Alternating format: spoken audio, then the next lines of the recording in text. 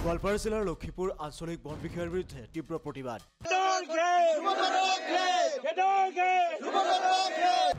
বন বিষয়া ধ্ৰুৱ দত্তৰ বিৰুদ্ধে ওলাই আহিল শ শ জনজাতীয় ৰাইজ।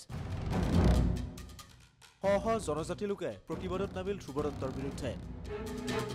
বন বিষয়া ধ্ৰুৱ দত্তক গ্ৰেপ্তাৰ কৰক, বন বিষয়া ধ্ৰুৱ দত্তৰ দুৰ্নীতিৰ তদন্ত কৰক, ধ্ৰুৱ দত্তক চাকৰিৰ পৰা বৰখাস্ত নকৰালৈকে প্ৰতিবাদ চলিব, CM ভিজিলেন্সৰ দ্বাৰা তদন্ত কৰক, ধ্ৰুৱ দত্তৰ সম্পত্তি বাজেয়াপ্ত কৰক আদি বিভিন্ন শ্লোগান দি পৰিৱেশ উত্তাল কৰি তোলে।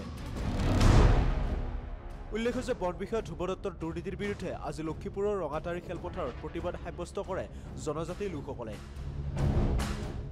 ৰাইজে বন বিভাগক অভিযোগ কৰাৰ পিছতো তদন্ত নকৰাত ক্ষোভিত হৈ পৰিছে স্থানীয় ৰাইজ। ৰাইজৰ দাবী, যেতিয়ালৈকে মুখ্যমন্ত্ৰী হিমন্ত বিশ্ব শৰ্মাৰ লগতে বন বিভাগে দুৰ্নীতিত তদন্ত নকৰে তেতিয়ালৈকে আমাৰ এই প্ৰতিবাদ চলি থাকিব বুলিও মন্তব্য কৰে প্ৰতিবাদকাৰীসকলে। অভিযোগ মতে অবৈধ ভূমিখনন, অবৈধ বালিৰ বেহা, অবৈধ কাঠমিলৰ পৰা মাহেকত প্ৰায় ২৭-২৮ লাখ টকা সংগ্ৰহ কৰি আহিছে এইগৰাকী ধ্ৰুৱ দত্তই।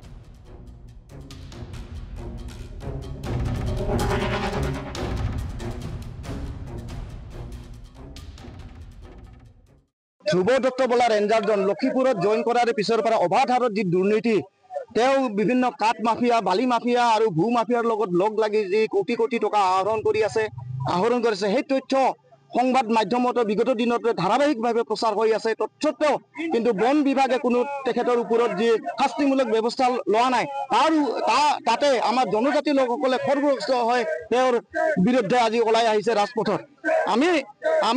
আমাৰ হাতত তথ্য পৰা মতে লক্ষীপুৰ অঞ্চলত কাঠফলা মিল ৩০টাতকৈ অধিক আছে। যদি আমি ৩০টাও ধৰো, মাহেকত ২০,০০০কৈ তেখেতে লৈ আছে, সেইটো টকা মাহেকত ৬ লাখ টকা। কাঠ কঢ়িওৱা সৰু ডাঙৰ গাড়ীৰ বাবদ ২০টা যদি ধৰো আমি ২০,০০০কে মাহত ৪ লাখ টকা। এনেকে পাৱাৰ পাম্প যিটো বালি উঠোৱা মেচিন, সেইটো ২০-৩০টা চলি আছে, সেইটো ২০টাও যদি ধৰো আমি মাহেকত ২০,০০০কে ৪ লাখ টকা।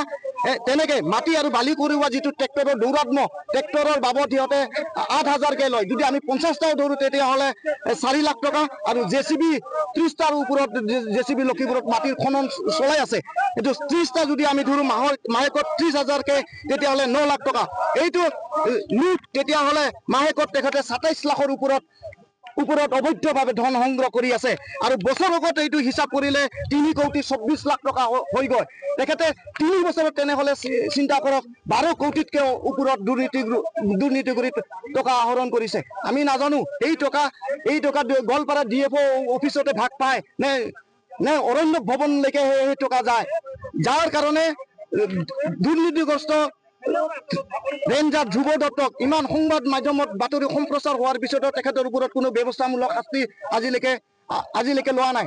আমি এইকাৰণে মাননীয় অসমৰ মুখ্যমন্ত্ৰী ডক্টৰ হিমন্ত বিশ্ব ডাঙৰীয়াক আহ্বান জনাব বিচাৰিছো, তেখেতৰ ওপৰত আমাৰ জনজাতি ৰাইজসকলৰ আস্থা আৰু বিশ্বাস এতিয়াও আছে। তেখেতে অনতিপলমে ধ্ৰুৱ দত্তৰ এগেইনষ্টত আয়কৰ বিভাগৰ দ্বাৰা তদন্ত কৰক, তেখেতৰ সম্পত্তি বাজেয়াপ্ত কৰক, তেখেতক CM ভিজিলেন্সৰ দ্বাৰা তেখেতক তদন্ত কৰক। যদি উচিত আমি দিয়া তথ্যখিনি যদি সঠিক বুলি প্ৰমাণিত হয়, তেখেতক অনতিপলমে চাকৰিৰ পৰা বৰখাস্ত আৰু তেখেতক জেলৰ পৰা উলিয়াব নোৱাৰাকে গ্ৰেপ্তাৰ কৰক। তেতিয়াহে আমি মাননীয় মুখ্যমন্ত্ৰী হিমন্ত বিশ্ব শৰ্মা ডাঙৰীয়াৰ যি চৰকাৰৰ যি দুৰ্নীতিৰ বিৰুদ্ধে শূন্য সহনশীলতা, সেইটো আমি ৰাইজে ফিল্ডত দেখা পাম।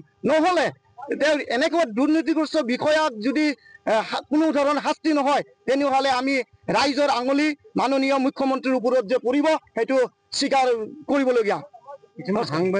এনেধৰণৰ বিষয়া বন মাফিয়াৰ লগত সিহঁতে হলি গলি কৰি কাঠ বিক্ৰী কৰে। কিন্তু ৰাইজে যদি কোনোবাই নিজৰ ঘৰ বনোৱাৰ কাৰণে নিজৰ ৰোৱা গাছ যদি কাটে, তেতিয়াহ'লে তাক জঁপিয়াই আহি পৰে আৰু জেলত দিয়ে। আনকি দুৰ্নীতিৰ তথ্য ফাদিল কৰাৰ বাবে তেখেতে সাংবাদিককো নেৰে, সাংবাদিককো অপদস্থ কৰে, সাংবাদিককে তেখেতে মাৰধৰ কৰা ৰেকৰ্ড আছে। তেখেতৰ নামত বহুতো এজাহাৰ দাখিল হৈছে।